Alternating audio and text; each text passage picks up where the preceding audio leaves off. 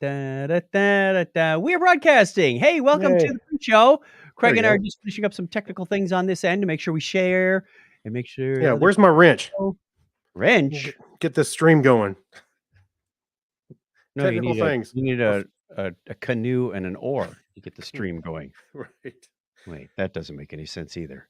No, I'm not sure what we're I doing need my here. little floaties to go down the stream, so it keeps me afloat. Come on, watch live video. There we go. Share with your public. We are sharing. We have one live viewer. While we finish up the pre-show. I'm not even going to watch the rest on my laptop. We'll see. And thank you very much if you're just checking us out. We're here for you.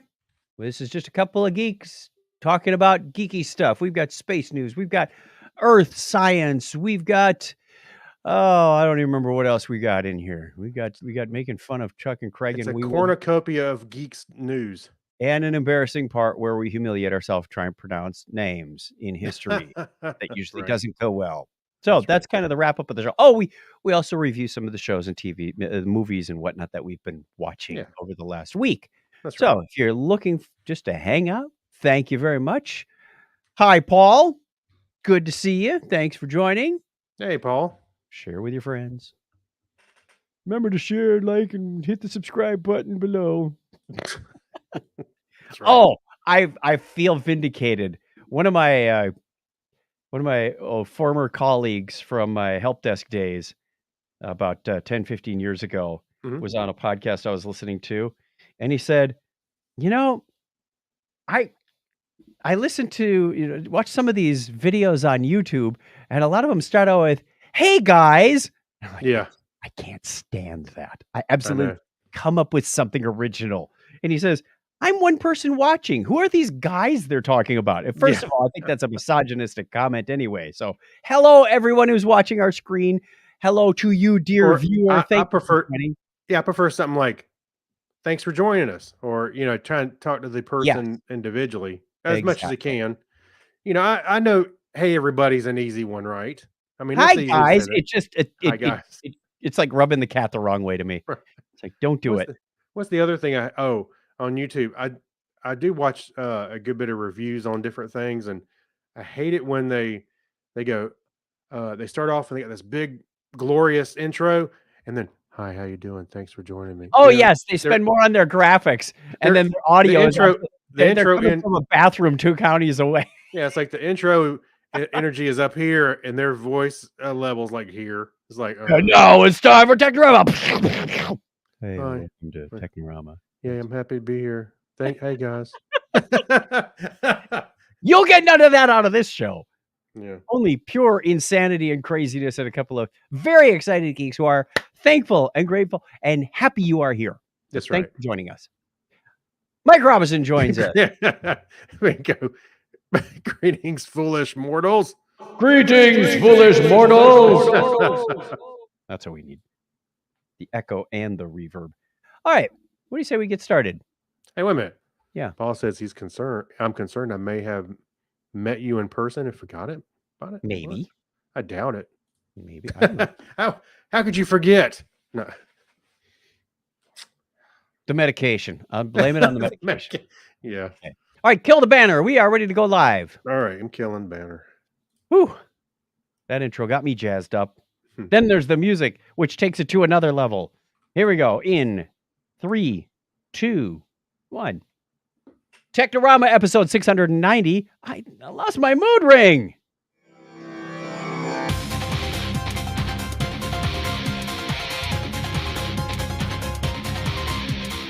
Hey, welcome to Technorama. This is the show that takes a lighthearted look at tech, science, sci-fi, and all things geek. Welcome. Thank you for joining us. It is great if you are joining us for the first time. Thank you. Thank you very much. And if you're returning, welcome back. We appreciate you giving us your time. I'm Chuck Tomasi from sunny Phoenix, Arizona, and that giggling voice you heard just behind the microphone, if you're listening or if you're watching, is the one and only Craig Stepp. How are you, Craig? I don't giggle. Chortle? Guffaw? What level of humor are we talking about? Laughing out loud. Gutbuster? Yeah. ROFL. Yeah, whatever. Yeah. ROLF. Oh boy, SOL. That's more like it. That's right. If you're listening to this, you missed some of the pre-show banter about how other live streams greet their people, and Yeah. we're not going to get into that. You'd have to watch. Paul says, "Sorry, go ahead." Yeah. Oh, okay. So before the show, Paul was saying, I'm concerned that I may have met you, but forgotten about it. We're doing the live chat thing here, and he says, you were at the Podcast and New Media Expo, Coverville, episode 500, the one with the zombies. Yes. Yes. Okay. Now we're getting somewhere. Yes. Yeah. ROFLMAO RPG MMOR. That's what I'm gonna name my next dog. No, please don't. Come here, RF. We'll just call him emoji for short. Yeah. In the evening, you're 2 drinks in. Rofel, come here. Rufflemouth. Okay. That would be kind of a funny name, Rufflemouth. Yeah, right. Okay. We have some feedback, Okay. some of which is even from one of our viewers right now. Why don't we start with that one if I can get the right one here? Let's go. My notice. Whoops. Hey, didn't rewind. Let's start over. No, stop. Rewind. I can't grab the little scrubber. What's up with this? Refresh the page. I was going to say page refresh. Try that again. Here we go. Hey guys, this is Mike Robinson, and I got my notice, and I was ready to listen to the program on Saturday, and it didn't happen, and I started wondering, is your mood ring a Decepticon, and did it get you? Yes. Apparently it did. Maybe you should run Windows at it. Maybe that'll confuse it, and you can run away. Anyway, have a good one, guys. I cast the spell of running away. No, that is completely my fault. I was in charge of setting up the stream last night in preparation for tonight. It's lucky that I remembered it instead of 10 minutes before broadcast time. I actually made it part of my Saturday Technorama routine, and it is prone to human error. A couple of weeks ago, I had it set for 6:30 a.m. Sunday instead of p.m., and this time I had it for 6:30 p.m. Saturday. So I just didn't click the right date on the calendar, and you called me out. So, yep, it happens. It happens. I'm very willing to admit. Yeah, until we're replaced with AI, expect errors. I'm going to separate the AI with a P. I want an API. As soon as StreamYard gets their APIs, then I'll automate that bejeebies out of this thing. So you can have IFTTT ping you and tell you to do something. Wait, we're done. We're gonna have like a swear jar full of letters in this thing. We already had ROFL. I want to go ahead and scope out this project. IFTTT. No, stop with the letters. It's gonna turn into a drinking game soon. Yeah. Okay, then let us go on to the second one. All right. Hey, it's Crazy Joe from Hi. the Crazy Joe Adventure Hey, Crazy Joe. channel. Did I hear correctly? No. Did not one, but two different people actually say that Alf has not aged well? Uh-oh. These people on crack? Okay, hold on. First, you got to know Joe is a huge Alf fan. The better part about this was Google Translate said, "Did I hear correctly that it's in two different sentences?" But it says, actually say that Alice has not aged well. Remember the sitcom Alice with Flo and Mel? Kiss my grits. That whole thing. That's timeless. That's timeless. No, that hasn't aged. Alice is timeless, buddy. So I was curious why Joe was defending Alice. Kiss my grits. Okay, let's keep going on this. No, Alf has aged wonderfully. Alf has aged beautifully. I still look like the day I was born. Currently streaming on Peacock. You can watch episodes commercial free on Peacock if you're part of the commercial free plan. It's also streaming on Tubi TV with ads, and I recommend going back and rewatching it. It is a really good show that was ahead of its time. It's actually more poignant today than it was at the time because of how our culture has gone. Because Alf was a show about the outsider. It was about the guy who lived among us but wasn't one of us. And this allowed Alf to have a commentary on human culture and the stupid things we do. And it was a brilliant show. Really, really brilliant. And I'm really surprised, actually, that in our age of nostalgia and nonstop revivals, that Alf has not been able to mount a comeback. Fair point. Series creator Paul Fusco was trying to bring Alf back a couple of years ago and couldn't find a home for the show. He had a series that he wanted to sell, an Alf revival, and nobody was biting, which is shocking because with the number of streaming services we have, Netflix, Peacock, Disney, Paramount Plus, and they all need content. And you have a recognizable IP that is beloved from the 80s like Alf. Who wouldn't jump at the chance? It's shocking that he was having trouble selling that, but I have a lot of hope that we're going to see Alf again soon because the rights were just recently sold, and supposedly we're finally going to start getting uncut versions of the original episodes because for the past 20-some years, all that's been available are the syndicated versions, which had time cut out of them. But yeah, no, I recommend going back and giving Alf another look because that show was really, really smart, really intelligent, well written, and ahead of its time. All right, everybody, keep wearing those pajamas. Okay, you put up a fair case, Joe. I'm actually gonna go watch a few episodes because it has been a long time since I've ever seen it. So. And we kind of knew he would call in. You're right. Oh, I know. I just, if they revived it today, I wonder how they would fit somebody in that small Alice outfit. Google Translate has no idea what to do with the word Alf. That's funny. He said, but I have a lot of hope that we're going to see Alpha again. It just has no idea what the word Alf is. What if they rebooted it as a more grounded and gritty show? Version of like Battlestar Galactica, where they tried to make it more gritty, Dark Alf. Yeah, Dark Alf. Wait, Dark Alf. That sounds like he belongs on the Lord of the Rings show, right? That's coming up later. We just finished that. So hold on. All right. Okay, that's it for the voicemail. We do have our question of the week that we asked you. And our question was, what older classic horror movie would you recommend? And we got several responses to this. So yeah, we did. Let's start with our Wunderkind, Steve London. What? Nothing. I was just listening to you try to about a Swedish guy. Yeah, I'm trying to listen to you speak Swedish. I don't even know if that's a Swedish word, but I figured close enough. But Ghost Ship from 2002 is a movie, and I never have been able to see it in one sitting. I effing hate it. It really gets to me every time. But classics, the first installment of Omen. Yeah, that freaked me out. Yes. Yeah. Alien. Mm-hmm. Some of the older zombie movies, Night of the Living Dead. I think we can add to the list Bad Taste and Brain Dead, but they are more gore than horror. Right. That's a good point. Horror does not necessarily, and that's why I'm glad he put Alien in here, because it's often misinterpreted. It's like, that's a sci-fi movie. It's like, no, that's a horror movie. And you don't need gore to show a good horror movie. All right. So Fritz Ulrich Seward said Creature from the Black Lagoon, Arsenic, and Old Lace. Oh, I got to go back and watch some of those. Yeah. Sorry about the mispronunciation, Fritz.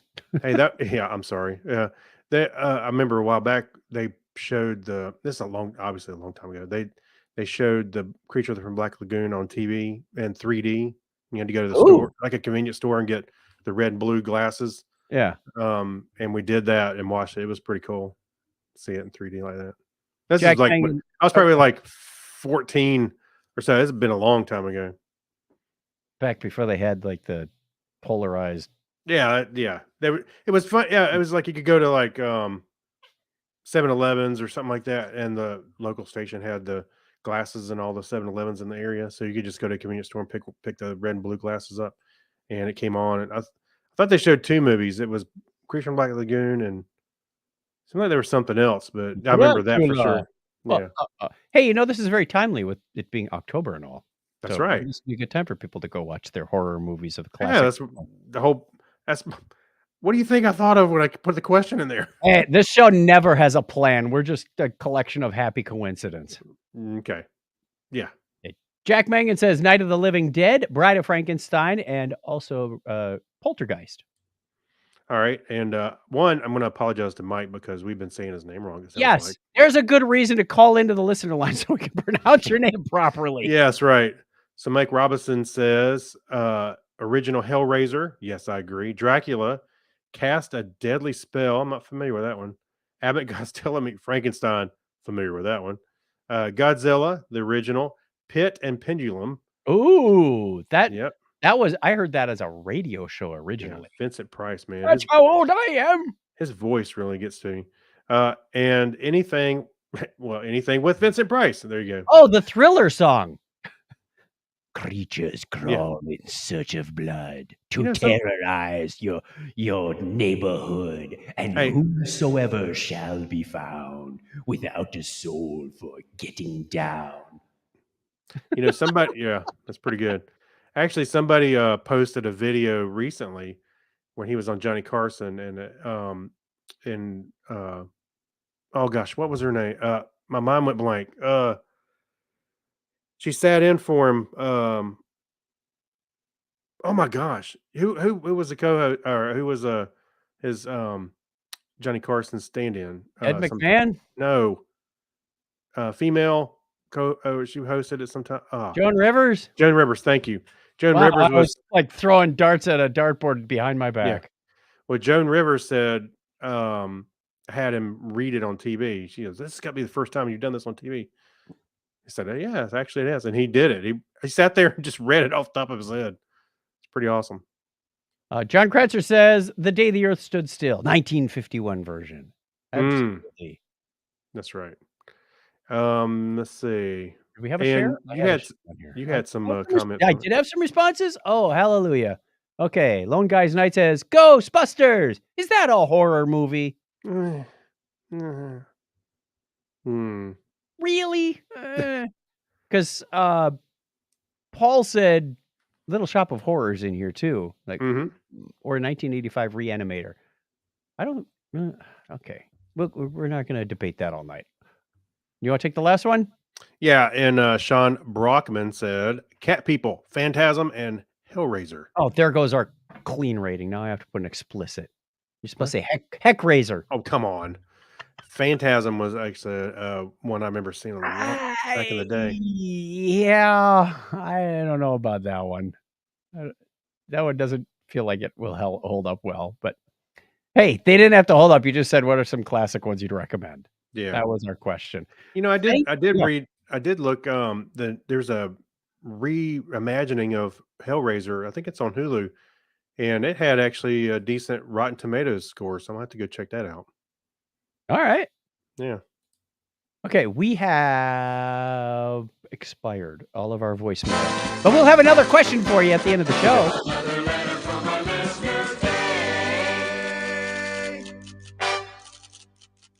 And if you have any ideas of things that you want to correct on this show, call into the listener line. Yes. Just go back one episode and you'll find something. That's right. Doesn't take much to entertain us. You can get a hold of us at 707-530-2428 or email us technorama@chuckchat.com. And that's all I'm going to say about that for now. Let's go into the history segment and make fools of ourselves once again. Absolutely. That's pretty much all this show is about. On this day in history for October 19th, 2022, man, I have so many people I know have birthdays on this date, but none of them are in this list. It's the 292nd day of the year in the Gregorian calendar. There are just 73 days, if my math is correct. Yeah, you got, less than 90 days for Christmas. You better hurry. It was on this date in 1386 that the Universität Heidelberg held its first lecture, making it the oldest German university.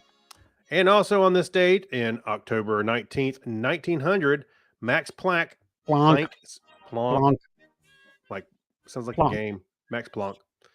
Discovered Planck's law of black body radiation. That's not a racist remark, people. I'm pretty sure. Well, okay. You had to qualify that. Okay. October 19th, 1943, streptomycin, the first antibiotic remedy for tuberculosis, was. Oh, I have to do it this way. Tuberculosis. You ever watch or listen to Bulbous Bouffant? Never mind. No. It's a fun Dr. Demento sketch. Oh. It was isolated by researchers at Rutgers University. And that same date in 1987, Black Monday, the Dow Jones Industrial Average fell by 22%, which is back then was 508 points. Which means the Dow was at about 2,500 and fell to about 2,000, which seems paltry by today's comparison, but hey, Yeah. it was not. No. Mother Teresa was beat up by Pope John Paul. Beatified by Pope John Paul II on this date in 2003. All right. And happy birthday goes out on this date to an Italian astrologer and philosopher, Mauricio Vinicio. He's born on this date in 1433. Leave the Italian names to me. Yeah. Marsilio Ficino. Yeah. Okay. Now we get into some fun stuff. October 19th, 1885, American banker and philanthropist, the co-founder of Merrill Lynch Wealth Management, Charles E. Merrill. And Marguerite Curie, the French physicist and academic, was born 113 years ago today. I got to inhale for this one. It's a long name. Yeah.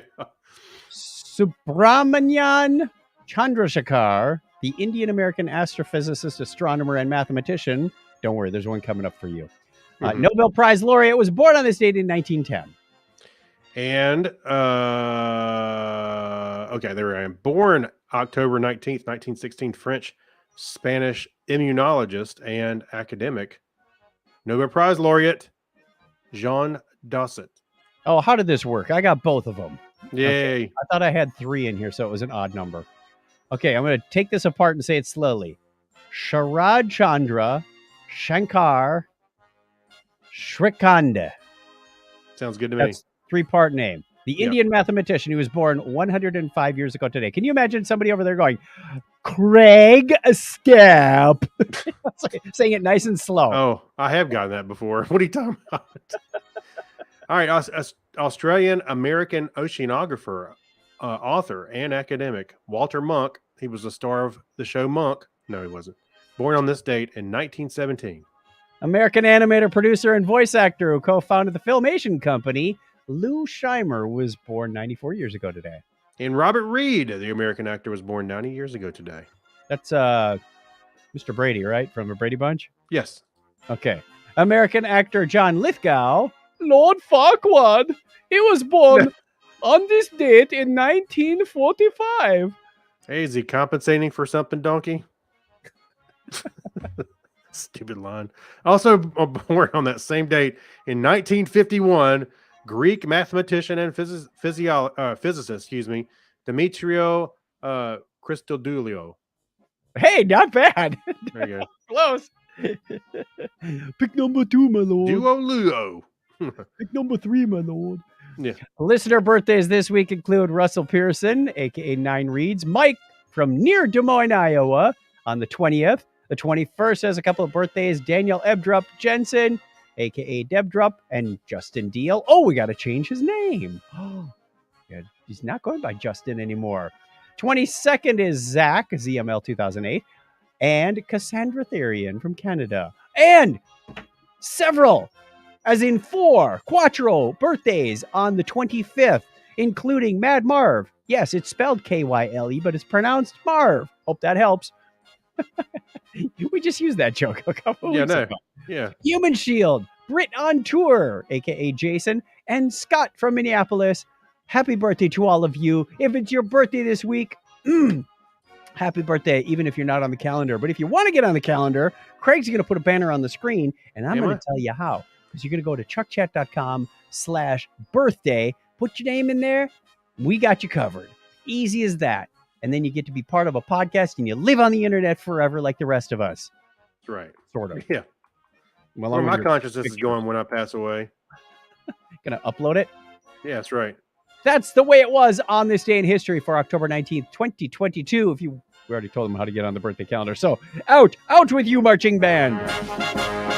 Is it the end? Yeah! Yeah, good timing. We really have no idea where the song ends. No, it's somewhere about an hour from now. I have a 13-minute version of this song for Dragon Con. Yeah. There we go. Yes. All right, let's move on with some news picked by a random button. Good news, everyone. Hey, I got to tell you, this headline made me laugh. It I think seems you like mentioned this on the topic is Trek last week, but I don't think everybody listened to it. So go ahead. But this thing, oh my gosh, the title made me laugh because it seems like Meta is scraping the bottom of the barrel or thinking they're inventing things we already have. Meta announces legs. She's got legs. She knows how to use. Obviously, this is for their avatars. Yes. It says they were making a bunch of announcements about what all they can do in VR now, and a lot of it did seem stretchy or kind of out there. Yeah, their legs are stretchy. No, it just seems like they're trying to throw everything at VR, which I still maintain is probably somewhat entertaining, but it feels like a fad like 3D. That's what I get. But It's they introduced all kinds of stuff. Like they were previously just floating avatars, and for a lot of their kind of their like conferencing the and Mii's on the old Wii, where you put together your character and it's like, yeah, kind of like that. I have like softballs for hands. Yeah. Well, that was the other thing they did mention was that people did say that they liked the look of the disembodied hands rather than the arms attached to it, which I don't know. That's what he said. I don't understand that. At least on their research. Meta announced. What else could Meta announce? Meta announces shoes. Meta announces toes, clothes. Your avatars were naked, but you got to buy clothes from us. Otherwise, you're gonna have a naked avatar in the metaverse. Yeah, yeah. Anyway, so it just seems like they were throwing everything at the. Let's announce legs. Maybe it's an acronym for something. We're not sure. Have you messed with VR much? Only the small sample I got at our conference when we went into our virtual training space. That's right. They said, Chuck, you're in our virtual training space. And I had to look around and was like, oh, there's a poster of me on the wall over there. There's a disembodied head with a bow tie floating under it. Or a disembodied bow tie. Yeah.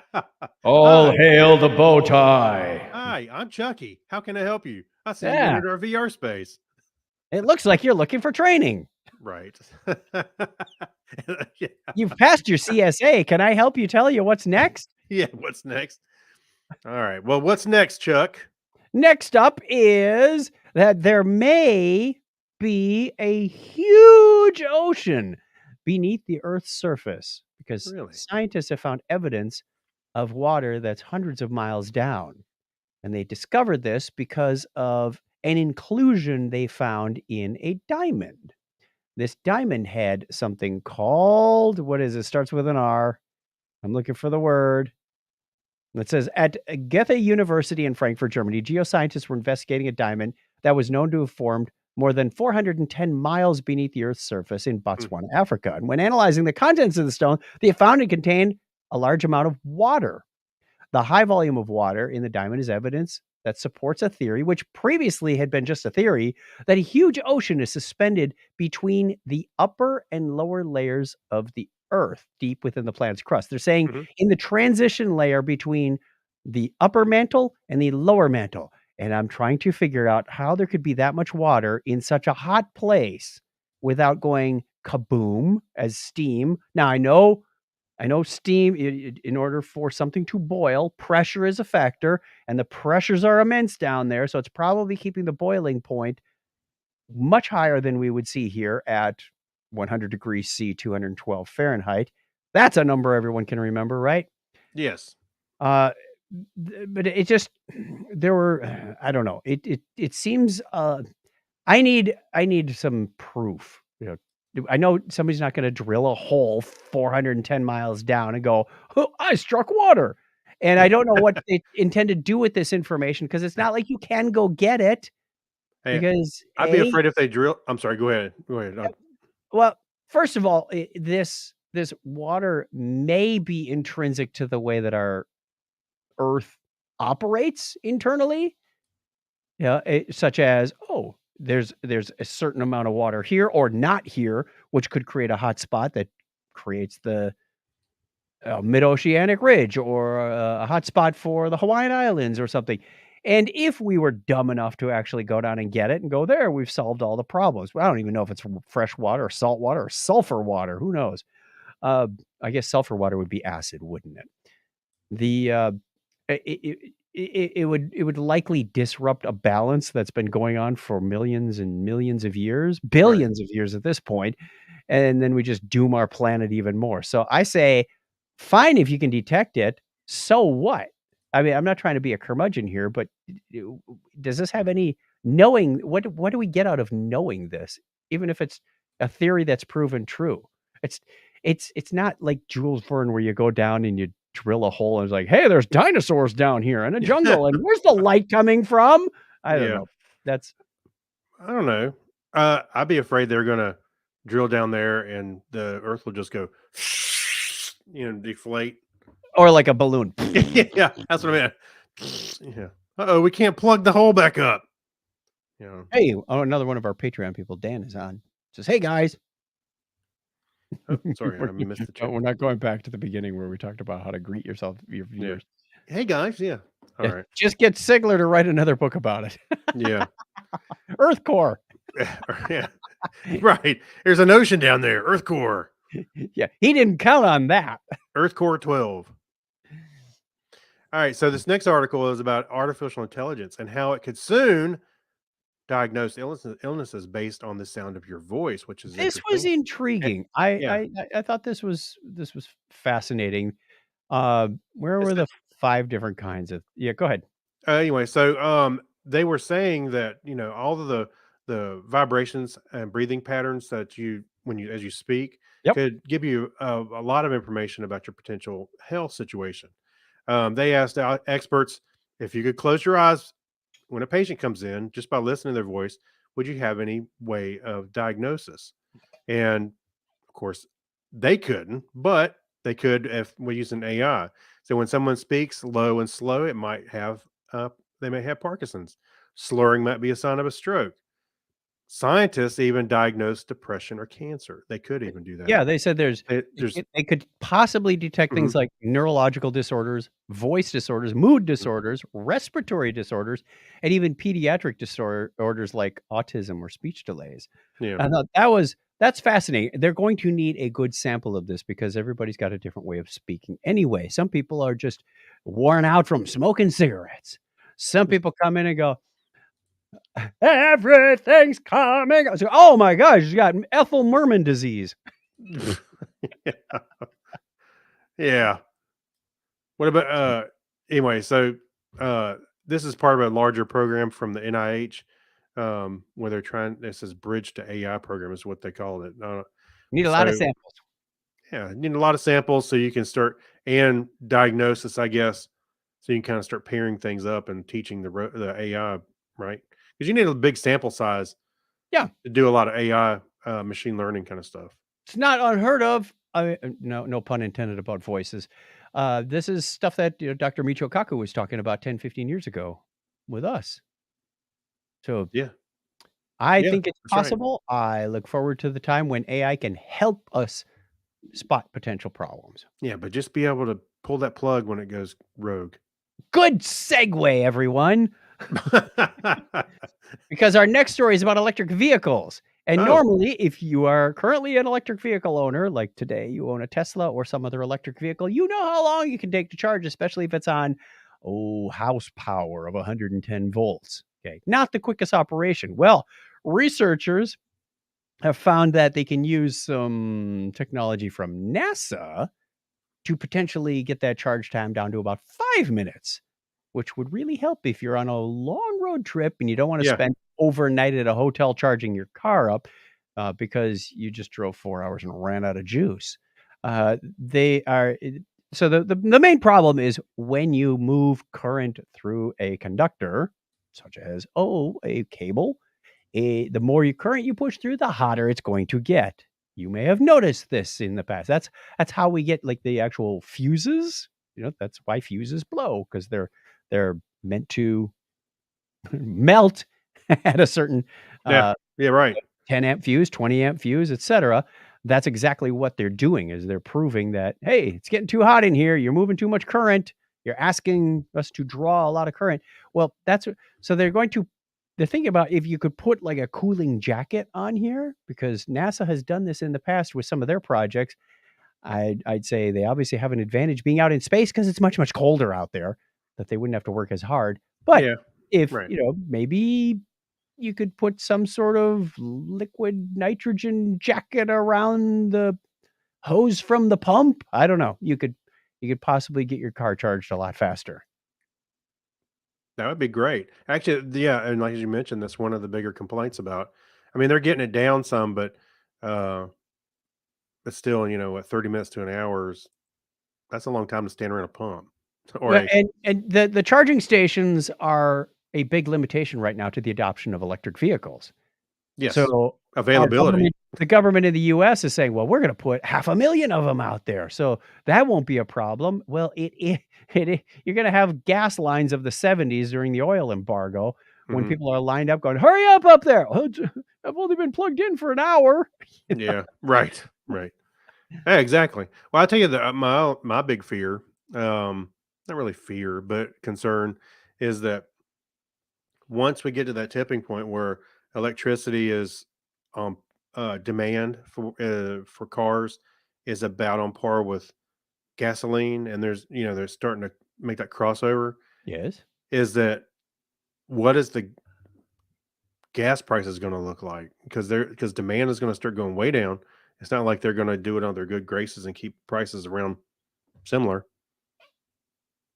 you know. You mean they're going to jack up the electric prices, or? Well, in some instances, I don't think you can swap out electric for gas. What about farm machines, all kinds of Yes, that stuff could be like that. electric.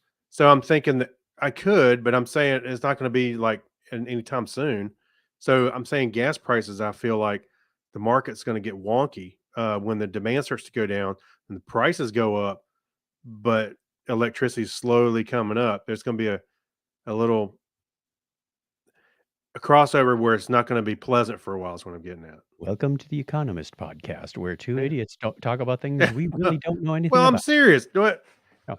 I mean, is that not a concern? The market landscape will change as electric Yes. vehicles, Oh yeah. if we can get electric vehicles to become adopted more. Well, and the other problem is you got people that can't afford an electric vehicle off the bat. So until they get cheap enough, or the used car market gets saturated. So that's what I'm saying. That I think that's where the pricing on gas is going to pinch people. I don't know. It's just something I think about. We shall see. We shall Yeah. see. We have that takes care of our news, but we do have one story in the Hacks and Strange stories. And speaking of a hack, Ugh. Yeah, This is just sad, but yet surprisingly idiotic. is it It's a story surprising? about a woman who was scammed by a Russian astronaut who claimed he needed money to return to Earth, and not only to return to Earth, but to return. He's a Russian astronaut who talked to this woman in Japan, and he said, "Well, I need money because there's like basically port fees, Landing fee. Yeah. landing fees to get the rocket to Japan." Like what? This this poor lady must have known absolutely nothing about science or the space station, or uh, it's really sad. So she ended up giving him unfortunately, what was it, about 1,000,000 yen, 4.4 million yen, which is about $30,000 US, in Still. 5 installments. Uh, it's like, but when his demands continued, the woman grew suspicious of his intent and reported to the police. Like, okay. Mm-hmm. So she finally did, it's sad. It says, Japanese police do not collect data specific to romance scams. The number of fraud cases, which includes romance scams, rose from 8,693 a decade ago Mm-hmm. to about 15,000 last year. Oh, it's ridiculous. A nearly 67% increase. But the good news is it's down from its peak in 2017 at just over 18,000. Like, oof. I know it. There is no easy fix for this kind of stuff. It is sad and scary. You know how easy it is to scam people. I mean, he made up a Instagram profile and scammed this lady into giving him money port fees for landing fees in Japan. There's a lot of there was Uh, these people are so opportunistic. I don't even have the mindset to think that quickly. But they were like as soon as Hurricane Ian rolled through, the scammers were on about, "Hey, we'll fix your roof." Yeah. Anytime someone asks you to pay first, mhm, don't. That's a red flag right there. yeah. Yeah, give us our money. We'll come back and fix your roof tomorrow. No. Well, there's a guy on slightly on a different spin. I've talked about him before. That Kit Boga, Kitboga. He has a Yeah. YouTube channel, and he is scamming the scammers. So the scammers call. I guess he's got Oh, right, phone right, numbers right. and stuff. They Yeah. call him, and some of them are tech support calls. They want to get on his computer. He has a fake virtual machine that they get on. Can they sell them an extended warranty for their car? I'd like to Yeah, get pretty some of much. those people. Well, he's got on that virtual machine, he's got like a fake Bank of America. It's like a demo Bank of America site. Uh, what is the other one? There's a couple of bank ones, and then he's got something else. Anyway, so it looks like a fake Google Play site. So he's So setting out some honeypots. so they want to know that what it is when they get on the tech support call, Yeah. he says, "Oh, you can have access to my machine." This is Microsoft calling kind of thing. Where they want to get on the machine and fix it. Right, right. And then they need to pay for it. Oh, we can help you transfer that money out of your account. Or when they blank the screen so the person can't see, of course, he's got it set up where he can see what's going on. But they go into the bank and try and send it, and it looks like it went, but it didn't. Or they're trying to scam him, which he's acting as an old lady, scam him to go to the get some money in the form of Google Play cards. And they want the codes so they can redeem the money.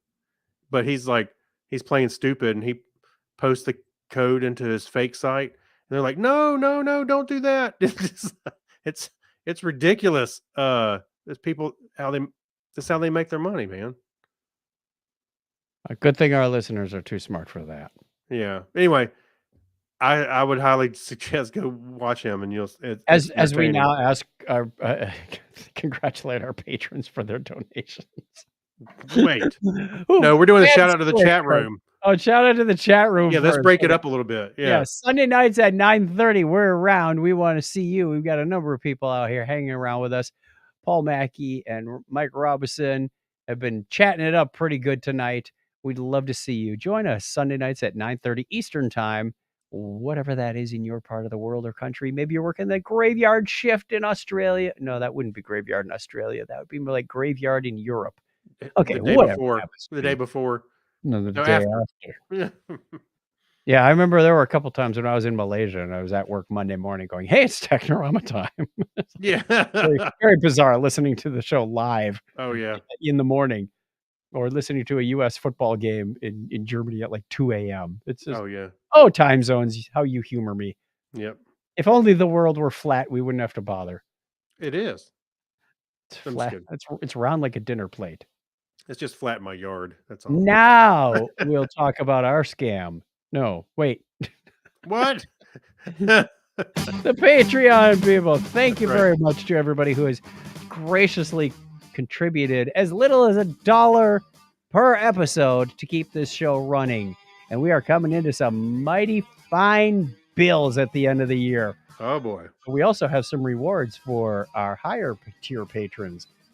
We're working on that. We're getting the t-shirts out in time for Christmas, I hope. Yeah. Right? Oh, sure. Craig was just there. he was just wrestling with that before we got on the air. Oh man. There's always something.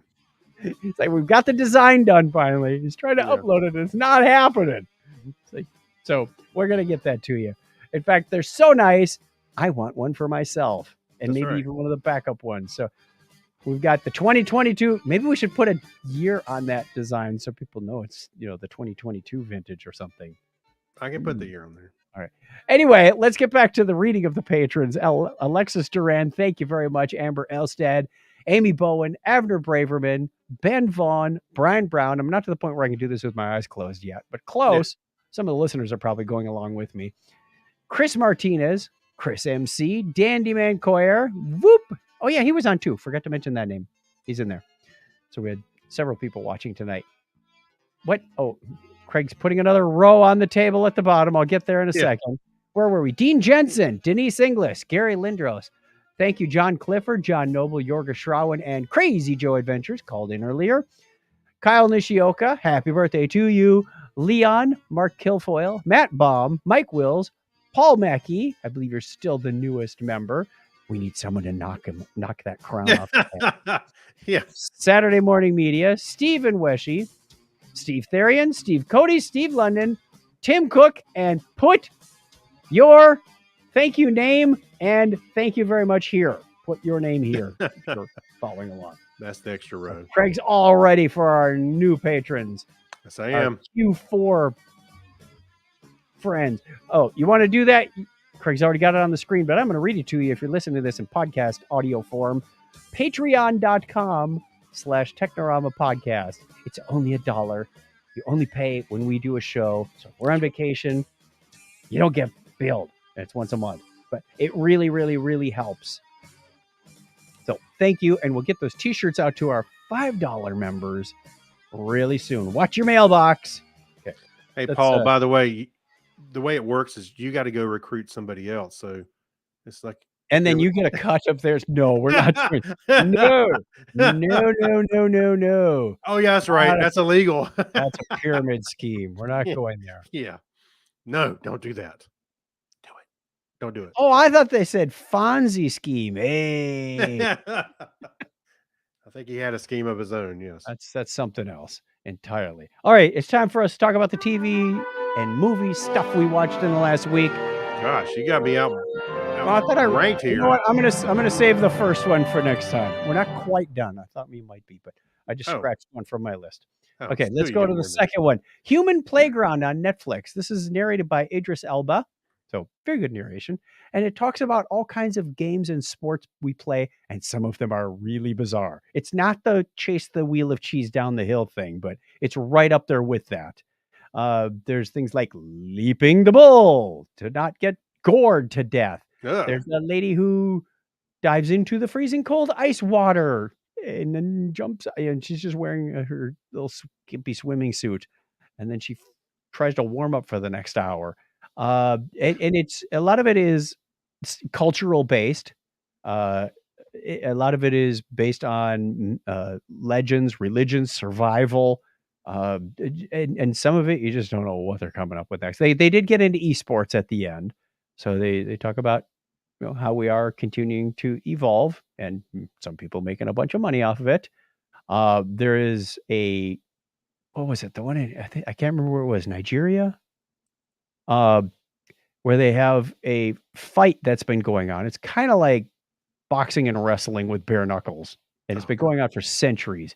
And these Chinese people came in and said, "Hey, we can make money at this." So they built this multi-million-dollar stadium, and it kind of imbibed new life into the economy, because there's people that are selling their food and beverages at the event. There's people that are obviously betting on the side. So there's all kinds of stuff that's going on. It very fascinating show. I think it was 6 episodes, about an hour each. I think it was maybe 45 minutes. So Human Playground on Netflix. Loved it. Here you go. Great way to expand your mind. I've rolled in the snow out of the sauna before. Oh. And by the way, I'd do that. The rest of the world pronounces it sauna. So I am going with the Finnish, not sauna. That's an American bad way of pronouncing it. It grates my nerves. If it's the American way, it's the right way. No. Say it like the locals who invented it. That's my motto. It's not pasta, it's pasta. So now that I've insulted all of our British friends too. I'm sorry.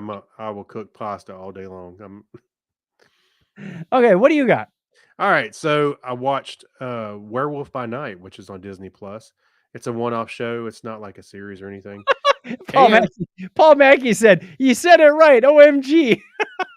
yeah, With a name like Mackey, I know why you said that. right. That's right. You made my day, Paul. So, there's and with the Marvel shows or the Marvel universe, Werewolf by Night is a Marvel thing? yes.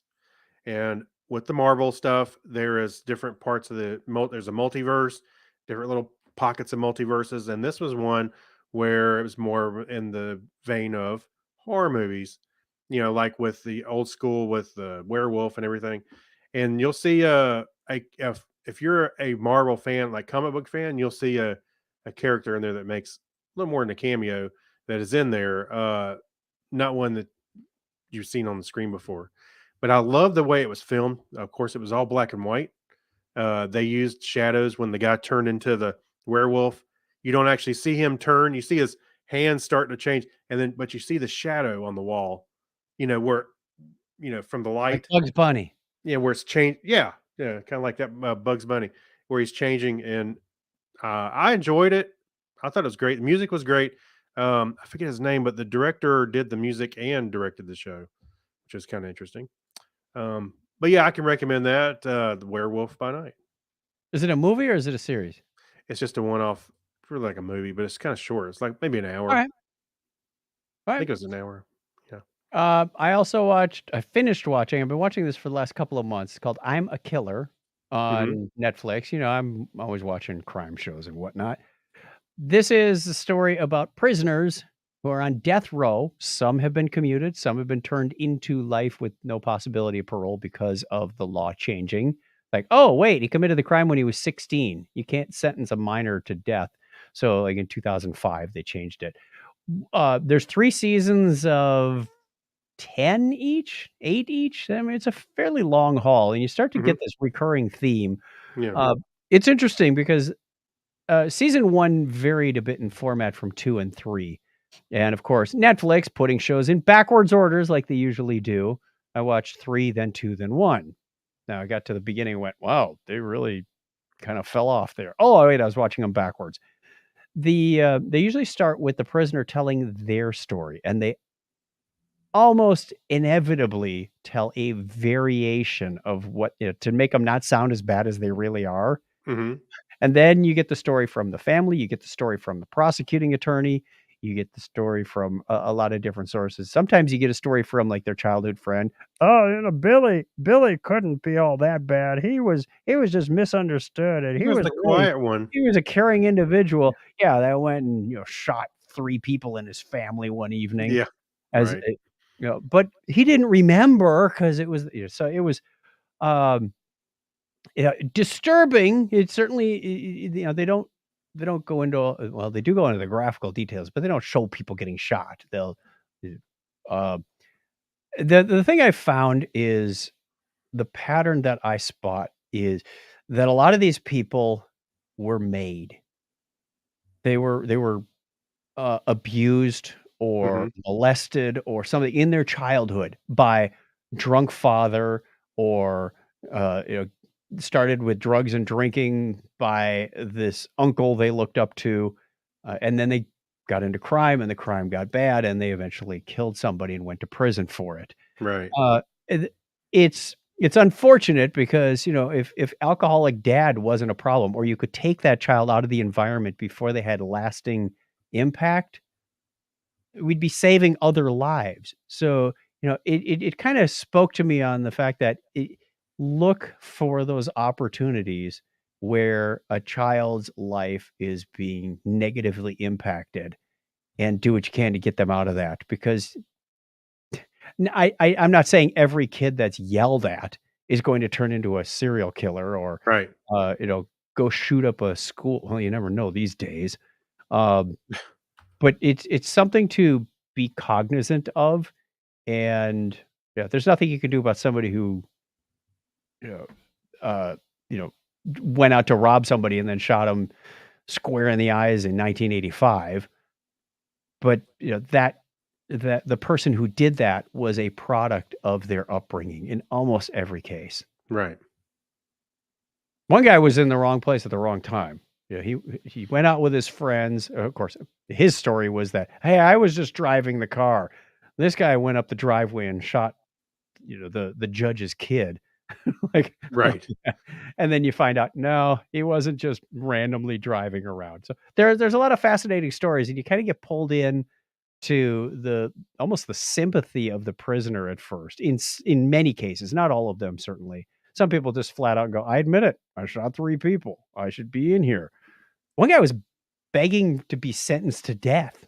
He's like, I didn't get the death penalty at my original trial, so I killed somebody in prison to get resentenced to the death penalty. I'm like, you are messed up, buddy. You are Right. messed up. Okay. I'm a killer if you're interested. Okay. I'm gonna check that out. The next one is, and it just concluded, was She-Hulk. Um I knew a little bit about She-Hulk. I've read some of the old comics in the past. And She-Hulk, this show, it's Marvel. You need to go in with a sense of humor because it is not serious or doesn't take itself seriously. There's a lot of fourth wall breaking and enough where Deadpool needs to take some notes. Really? Yes, there is. If you're interested to see how they do that, I would say if you don't want to see the whole series, go to the last episode. There is there's a whole thing. It goes nuts, and I was like, "What is going on?" I realized they really broke it.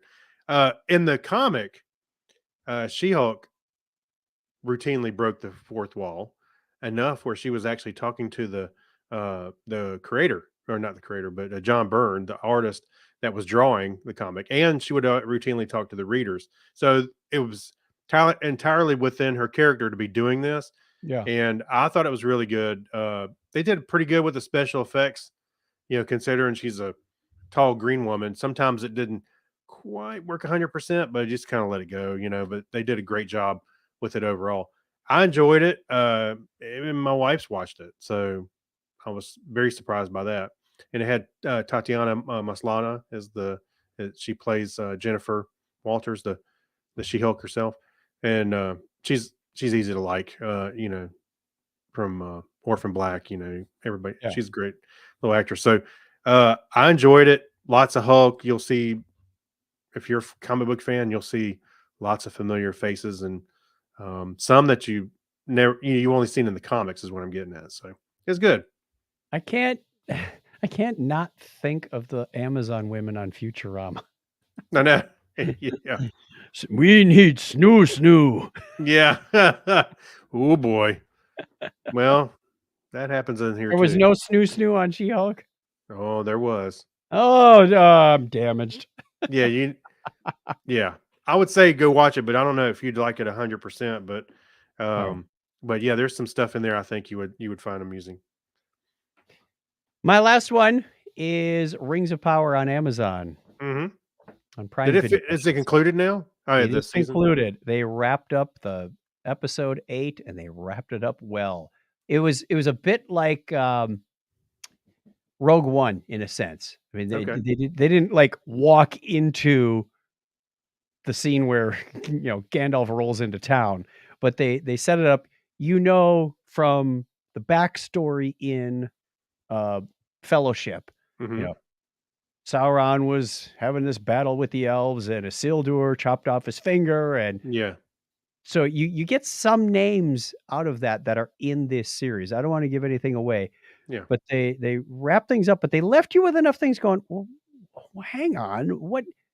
Because for the longest time, there is one character in here who falls out of the sky like on a meteor. The proto hobbits, the not the proud, what's I can't remember their name. Oh, yeah. Yeah, and they find him, but first of all, he can't speak, but then he eventually learns their language. And you're like, well, who is this guy? And then there's 3 mysterious women, entities following him or trying to track him down. And they possess some magical powers like, hey, one can reach into the fire, pick up some coals, and then Yeah. a human flamethrower. Yeah. That's a neat trick. Yeah. We don't really figure out who they are unless somebody who who's read more of the Tolkien books knows who they are. I'd love to find out. And we also find out the origin of Sauron. Mhm. And so the basic story is mainly around these early hobbits, Galadriel, Mhm. and the elves, Yes. and the men of Numenor. So it's you keep flying between. Am I missing anybody? I'm trying not to. I hope not. Uh, and they intersect each other. But the twist they throw in the final episode is like, wow, okay, didn't see that coming, but it fits like a plug in the socket. When they line those things up and you're done watching the show, you're going, I get it now. I Yeah. know where Sauron is. I know what became of Galadriel.